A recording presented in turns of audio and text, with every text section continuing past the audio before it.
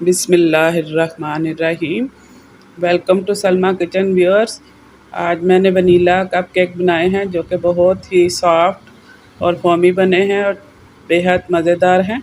तो चलिए रेसिपी की तरफ चलते हैं और देखते हैं कि इनको हमने कैसे बनाया है। बिस्मिल्लाहिर्रहमानिर्रहीम।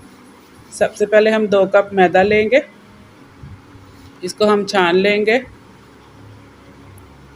1½ टीस्पून हम इसके अंदर बेकिंग पाउडर डालेंगे, इसको भी हम छान लेंगे।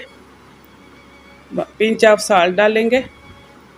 अब मैदे के साथ अच्छी तरह से बेकिंग पाउडर को और साल्ट को मिक्स कर लेंगे।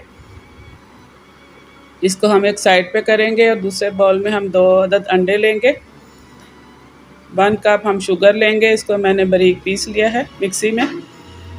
इनको हम बीट करेंगे अच्छी तरह से, फ्लफ़ी बैटर होने तक हम इनको बीट करेंगे।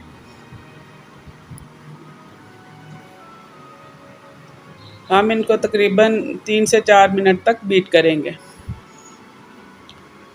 अब हम इसके अंदर दूध डालेंगे। ये 3/4 कप दूध है। 1 टीस्पून वनीला एसेंस है। अब हम इसको भी 1 मिनट तक दोबारा बीट करेंगे। 1/3 कप ऑयल डालेंगे, इसको भी हम बीट करेंगे तकरीबन 1 मिनट के लिए। अच्छी तरह से बीट हो गया हमारा बैटर। अब हम इसके अंदर मैदा ऐड करेंगे।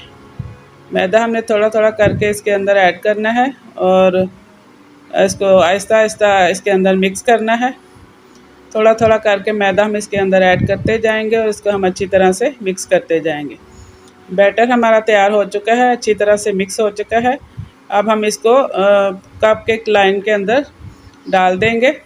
हम 2-2 टेबलस्पून इसके अंदर डालेंगे और इसको 180 पे 20 से 25 मिनट तक बेक कर लेंगे।